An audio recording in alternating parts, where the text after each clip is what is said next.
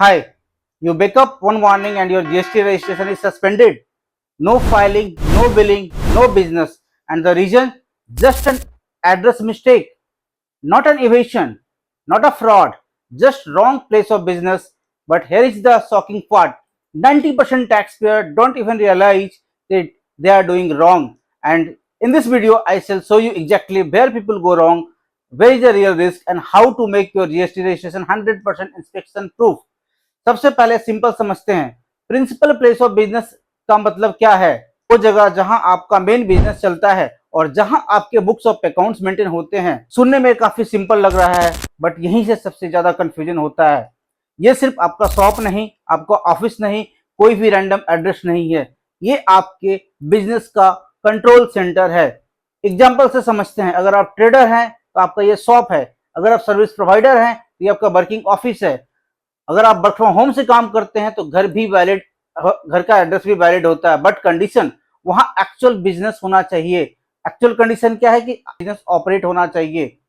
Let me give you a real case. Client took a rented property, got GST registration, but actual work was happening somewhere else. Inspection happened, officer visited the location, found shutter closed, no activity, and within 7 days GST registration suspended. No notice, no warning.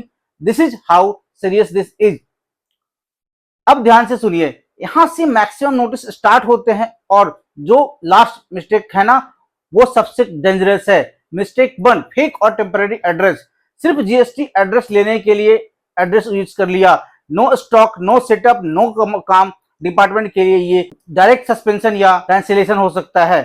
Mistake 2, books कहीं और maintain कर रहे हैं अपने address के अलावा, but accounts कहीं और मेंटेन हो रहा है। ये डायरेक्ट वायलेशन है और स्क्रूटनी में ये पक्का पकड़ा जाता है। तीसरी मिस्टेक, अपने सीए के ऑफिस को, अपने कंसल्टेंट के ऑफिस को आपने अपना रजिस्टर्ड एड्रेस बता रखा है, आपका business principal place of business बता रखा है। ये बहुत कॉमन है। सीए या कंसल्टेंट का ऑफिस यूज कर लिया क्लियर समझ के। ये हाई रिस्क रेड फ्लैग है। डिपार्टमेंट को लगता है बिजनेस जेन्युइन नहीं है। चौथा मिस्टेक, जो सबसे डेंजरस है, एड्रेस अपडेट ना करना। बिजनेस शिफ्ट कर दिया, बिजनेस एड्रेस शिफ्ट हो गया, अपने लोकेशन शिफ्ट कर दिया, बट जीएसटी में अपडेट नहीं किया। सबसे बड़ा रिस्क यही है।